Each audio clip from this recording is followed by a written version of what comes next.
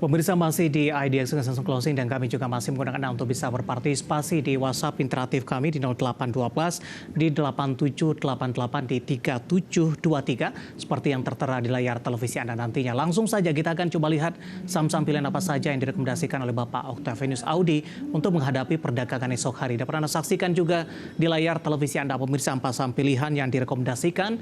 Yang pertama dari retail ada MAPI lebih ke arah buy on break dengan supportnya di 1.900 resisten hingga 2.200. Selanjutnya ada Telkom dari infrastruktur telekomunikasi juga masuk ke dalam saham pilihan lebih ke arah trading buy 3670 hingga 3930. Selanjutnya ada ULTJ juga direkomendasikan trading buy di 1860 hingga 2120 dan terakhir masih dari konsumer ada Emyor juga trading buy 2480 hingga 2770. Empat saham pilihan yang direkomendasikan dan lagi-lagi keputusan investasi tetap ada di tangan pemirsa, investor dan juga trader pasar modal Indonesia. Kita lanjutkan kembali perbincangan bersama dengan Bapak Octavianus Audi yang merupakan pengamat pasar modal. Pak Audi, empat saham pilihan yang Anda rekomendasikan, kita ke MAPI terlebih dahulu. Rekomendasinya adalah buy on break, analisisnya secara teknikal tentunya sehingga MAPI masuk ke dalam saham pilihan Anda dan lebih ke arah buy on break dalam hal ini. Oke, ya, MAPI sebenarnya kalau kita lihat dalam jangka panjang dia sangat bullish sekali, jadi memang uptrend kita jangka menengah baik jangka panjangnya, dan untuk saat ini memang untuk kita bicara lebih pendek saat ini sedang bergerak sideways, ya cenderung terbatas dengan level resistennya itu di 1975. Jadi makanya untuk saat ini yang belum ada posisi memang kita lebih baik untuk menunggu dulu selesai dia sideways, dia breakout, maka potensial untuk melanjutkan tren jangka panjangnya menguat sangat terbuka sekali. Jadi makanya ini perlu kita lebih menunggu konfirmasi 1975 dia breakout, maka potensinya bisa sampai dengan 2200. Tetapi tetap batasi penurunan jika nanti terjadi penurunan ke bawah level 1900.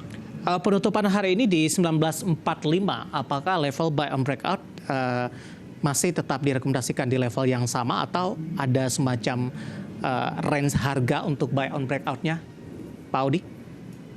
Oke, ya sebenarnya kalau untuk range-nya ini kalau kita lihat bergerak sideways pun sangat sempit sekali, itu dari 1970 sampai dengan di 1925. Jadi memang tidak terlalu jauh pergerakannya dalam 4 hari terakhir. Ya better memang tunggu di atas 1970, 1975 lebih confirm. Ketika dia sudah di atas itu potensial 2200 terbuka.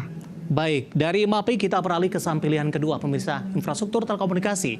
Ada Telkom, ini juga cukup menarik, tidak hanya Telkom, ISAT dan XL dalam beberapa waktu terakhir juga mengalami penguatan yang cukup signifikan.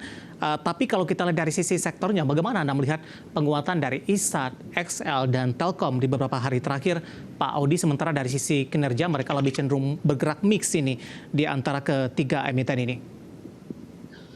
Ya, sebenarnya kalau kita bicara sektoral ya memang sangat berpengaruh sekali dengan rilis data yang kemarin. Kalau kita lihat dari Telkom sendiri ini yang cukup menarik ya, di mana memang laporan keuangannya ya kalau kita bisa katakan dia tumbuh tetapi memang tidak terlalu signifikan. Ya, yang cukup menarik yang membuat kenapa Telkom ini menarik selain teknikalnya, memang secara PI-nya pun ini sudah termasuk yang cukup murah kalau kita lihat dalam 2 tahun terakhir dari 2022. So ya saya pikir untuk saat ini dan ditambah juga secara teknikalnya kita kombinasi fundamental dengan teknikal, ternyata memang ada level support yang lumayan cukup panjang, itu terbentuknya dari November 2021 sampai dengan saat ini masih terus menjaga. Ya ini adalah di level 3590 sampai dengan di 3680 dan ternyata hari ini berhasil rebound. Dan ya saya pikir apakah ini akan menjadi level support yang cukup kuat, maka potensi penguatan untuk Telkom untuk jangka pendek ya setidaknya sampai dengan di 3930 masih sangat berpeluang sekali. Baik, peluang untuk Telkom untuk balik lagi ke level 4.000-an, Pak Audi? Ya, sebenarnya masih sangat terbuka sekali. Cuma ya untuk saat ini kita coba lihat dulu. Kalau yang sebelumnya ini memang sempat rebound itu di November, di mana harganya itu sempat masuk di level 3.650-an dan akhirnya bisa balik lagi ke 4.400. Ya, nah pertanyaannya adalah apakah saat ini Telkom kembali lagi ke 3.600 bisa balik lagi ke 4.400 ya? Saya pikir bukan hal yang mustahil karena memang seiring dengan perbaikan dan juga lalu dengan rilis data keuangan yang memang sudah mulai cukup menopang ya saya pikir potensial sekali. Tetapi ya step by step kita lihat dulu apakah nanti ini tercapai dulu nggak nih di level 3930. Pak Audi, ini cukup menarik. Pak Audi, tadi juga sudah Anda singgung juga Gotoh akan rilis kinerja di tanggal 15 ini. Rumor yang beredar ini dari posisi ruginya kembali membengkak begitu. Apakah ini memberikan efek negatif juga tidak untuk Telkom nantinya, Pak?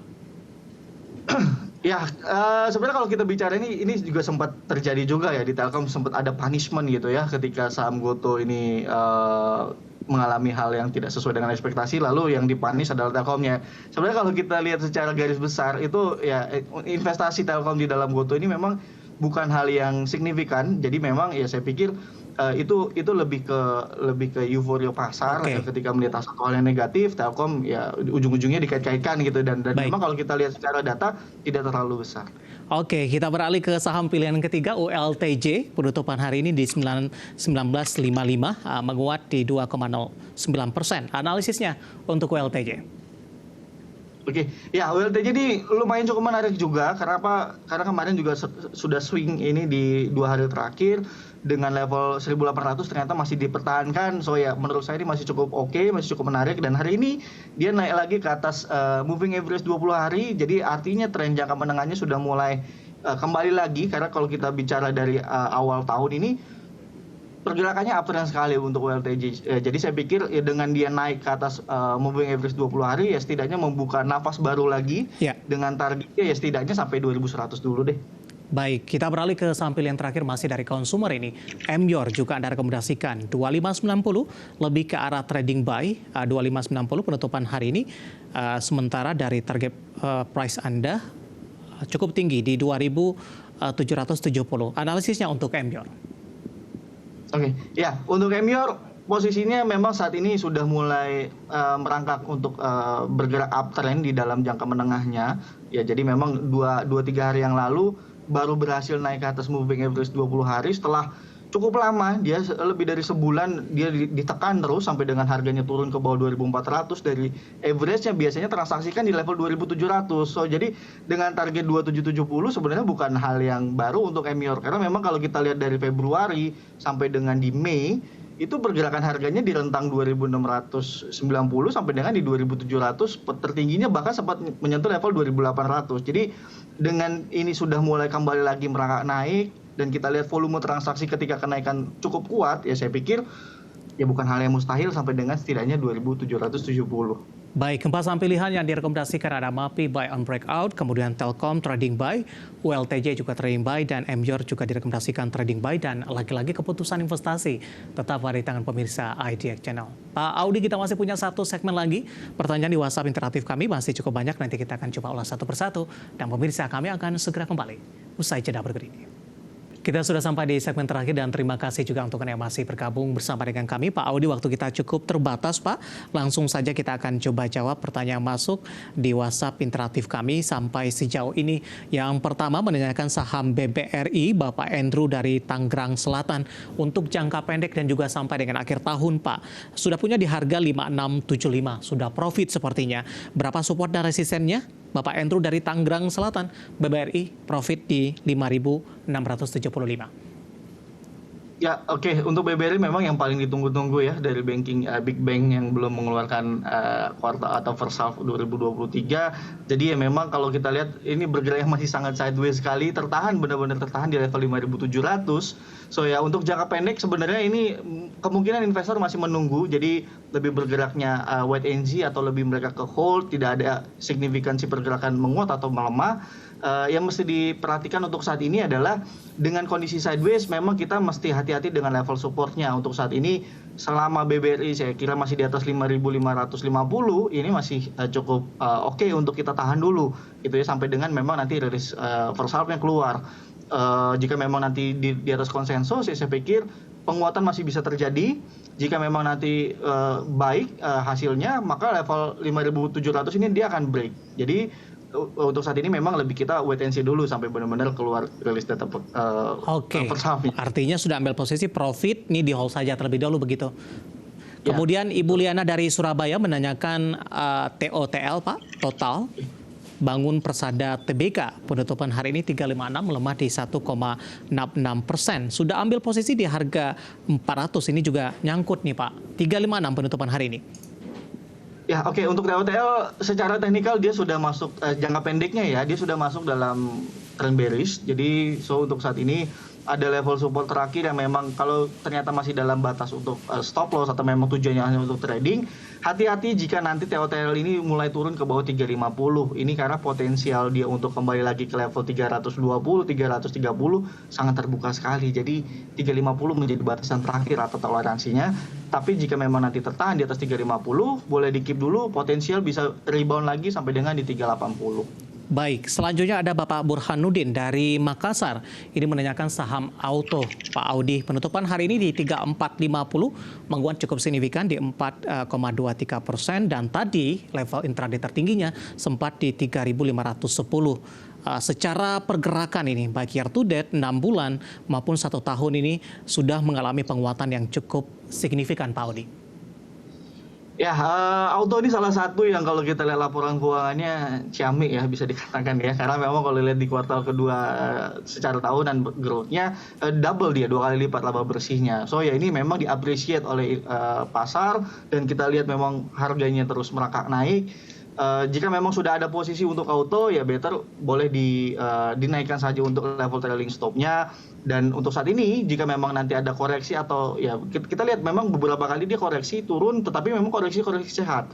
Kenapa seperti itu? Karena dia selalu dijaga di atas moving average 20 harinya. Jadi kita bisa bayangkan dari bulan Maret Auto ini naik terus di atas EMA 20. Support dan resistennya Pak Audi. Oke, jadi untuk saat ini jika memang masih bertahan di atas level 3.120, 3.130 masih boleh dulu di-keep. Potensial untuk targetnya adalah bisa sampai setidaknya 3.750 untuk target. Baik, selanjutnya singkat saja Pak Audi untuk Indi Pak, ada Oscar dari Bali menanyakan Indi sudah ambil posisi di 2043, nyangkut juga sepertinya. Oke, ya Indi masih bearish, level batasan terakhir atau toleransi untuk kita keep kalau memang tujuannya trading adalah di level 1930.